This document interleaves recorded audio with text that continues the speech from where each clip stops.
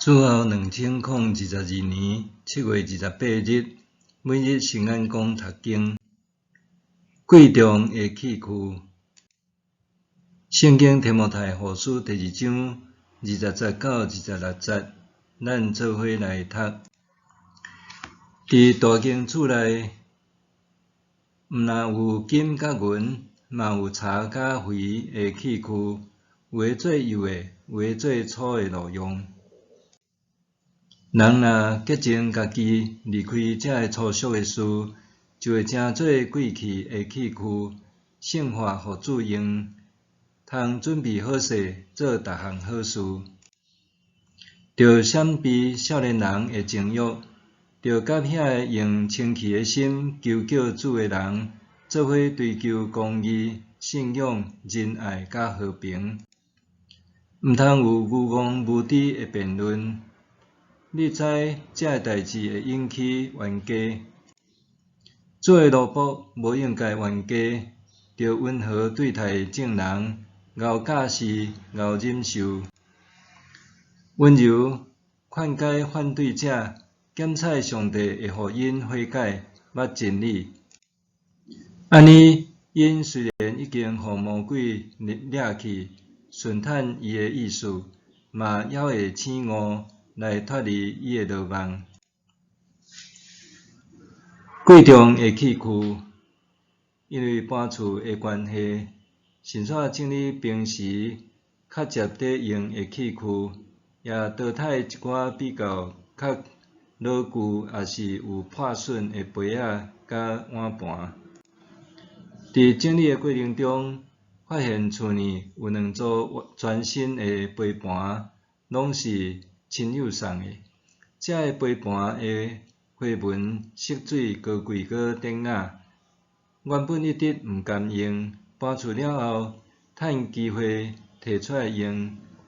这时参道的氛围变甲加真优雅，就算泡的茶和过去同款，总感觉用这个美丽的杯仔啉茶，若像有加一丝仔风味。雄雄煞有一点仔懊悔，为什么毋较早甲这个器具摕出来用，通互生活加一点仔色彩？基督徒拄亲像上帝的器具，保罗指出，伫每一个大厝体内有逐种的器具，各有无同的用途，也用伫无同的场合。保罗用这个器具做比喻，仰望基督徒人若洁净家己，离开这个粗俗的事，就会成做贵气的器具。做小代志的人，就亲像遐个卑贱的器具，袂受到动用。只有贵重的器具才会受动用。怎样才会互主动用？关键是洁净家己。保罗指出，圣化互主人用，通准备好势做逐项好事。甘愿为主所用的人，透过脱离歹事来洁净家己，成做主的贵重的器具，通行逐项的好事。伫教会内，若邀请人做伙参与服侍，逢提示的理由常常是：我是卑微的，我无才能服侍。保罗伫遮所讲的，成做主动用的器具，并毋是指人偌尔有恩赐才能，是伊是毋是愿意奉献家己互主，来做逐样的好事。保罗伫讲的好的事是甚物？就是着甲遐个用清气的心求救主的人做伙追求公义、信仰、仁爱甲和平。恩赐甲能力确实是每一个人拢有，毋过无拢相同款。